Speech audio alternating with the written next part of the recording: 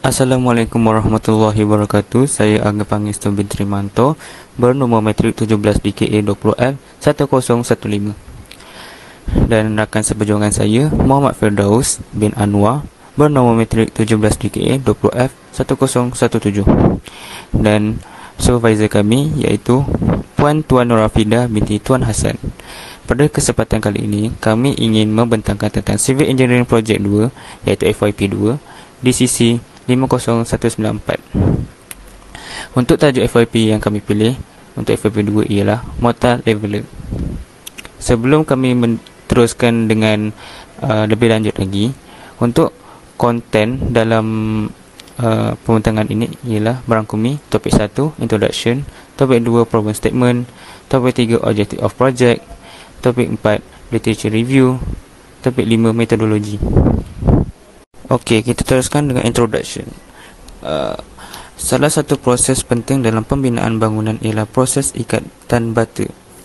Proses ikatan bata melibatkan sejumlah bata yang diikat pada beberapa lapisan bata menggunakan campuran mortar dan akhirnya menghasilkan dinding bata.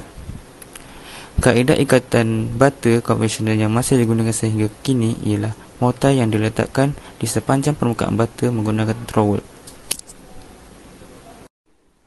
Seterusnya ialah problem statement.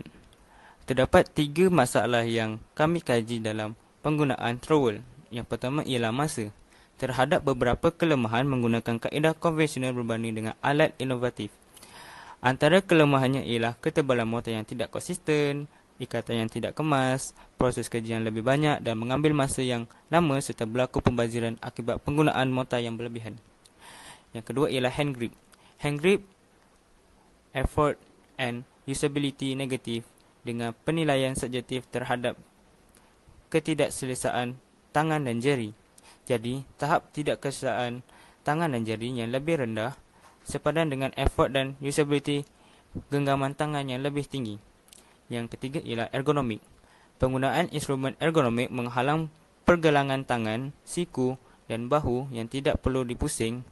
Akibatnya, menggenggam trowel di antara jari memerlukan banyak daya yang menyebabkan keletihan otot tangan. Okey, seterusnya ialah objective of the project. Untuk membuat inovasi ini, kami perlu mencapai 2 objektif, iaitu mereka bentuk mortar leveler menggunakan AutoCAD. Yang kedua, untuk membandingkan pemasangan batu bata dengan menggunakan alat konvensional dan mortar leveler dari segi masa dan ketinggian dinding. Okey, seterusnya ialah literature review. Untuk literature review yang pertama ialah rivet. Menurut Lujan Wittek 2019, rivet ialah pengikat kekal sekeping tidak berulir yang menyambungkan kepingan dengan tergelincir melalui lubang yang digerudi dan menggunakan kepala secara manual dari satu hujung. Seterusnya ialah bolt dan nut. Menurut Nurashikin 2020, bolt ialah pengikat berulir luaran yang direka untuk dimasukkan melalui lubang pada kepingan yang telah siap dan biasanya diketatkan atau dilepaskan dengan memutar nut. Perbezaan yang paling ketara ialah bolt digunakan dengan nut. Seterusnya ialah skru. Menurut Sandor Nagazilensi 2016, skru keluli adalah paling berguna untuk kerja kayu dan kerja pengikatan. Ia kuat, berpatutan dan mudah didapati dalam pelbagai saiz. Ianya dibuat daripada keluli yang lebih keras yang boleh menembusi papan, dinding dan stud. Okey, selain itu di dalam literature review ini kami mengkaji brick laying time efficiency by using conventional method.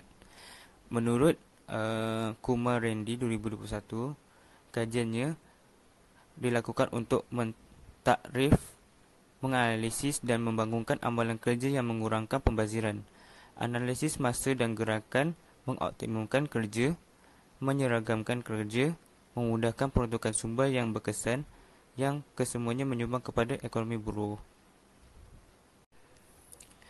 Seterusnya ialah comparative study of the use innovation method in bricklaying work. Menurut Muhammad Aiman 2021, prosedur tradisional mempunyai beberapa kelemahan. Ketebalan mortar yang tidak sekata, ikatan yang tidak kemas, usaha menambah dan proses memakan masa dan sisa daripada penggunaan mortar yang berlebihan adalah beberapa kelemahan. Pekerja yang kurang berpengalaman sudah pasti akan bergelut untuk menguasai strategi dengan cepat yang akan memberi kesan negatif kepada proses pembinaan dan membawa kepada beberapa isu. Saya Muhammad Firdaus bin Anwar ingin membentangkan sedikit metodologi projek ini. Bagi menjayakan projek ini, beberapa langkah perlu dilakukan dan juga perlu dipatuhi bagi memastikan projek tersebut dapat dilakukan dengan lancar dan berjaya. Selain itu, dengan adanya carta ahli ini, ia menggalakkan penggunaan masa yang lebih teratur dan sistematik kerana dapat mengikut segala arahan dengan tepat dan sempurna. Projek ini menunjukkan langkah kerja yang kami lakukan daripada awal hingga akhir. Untuk yang pertama, kami akan gathering information for research. Kemudian, material preparation dari segi aluminium hollow, screw dan steel plate. Kemudian, kami mendesainkan dengan drawing design of mortar leveler. Kemudian, proceed dengan prosedur mortar leveler. Kemudian, setelahnya, dua-dua disettlekan, kami akan melakukan testing. Kami akan menguji dari segi bricklaying time dan wall height. Sekiranya projek ini diluluskan, akan teruskan dengan questionnaire, analisis data dan akhir sekali conclusion dan discussion. Okey, seterusnya adalah project design. Project design ini di mana first design kami menggunakan papan, manakala untuk second design kami menggunakan aluminium. Desain kedua-dua desain ini telah didesainkan menggunakan AutoCAD. Kami telah membuat keputusan untuk menggunakan second design, iaitu dengan menggunakan aluminium. Ini merupakan adalah pandangan daripada top view. Ini pula pandangan daripada front view. Dan akhir sekali adalah daripada side view. Untuk testing alat ini pula, kami akan menguji daripada segi masa dan ketinggian dinding. Kami akan mengcomparekan antara dua alat, iaitu alat konvensional dan alat innovation. Alat konvensional ialah trowel, alat innovation ialah mortar leveler. Di sini saya akan menceritakan bagaimana alat mortar leveler ini dibuat. Untuk yang pertama, kami akan mengumpulkan semua bahan.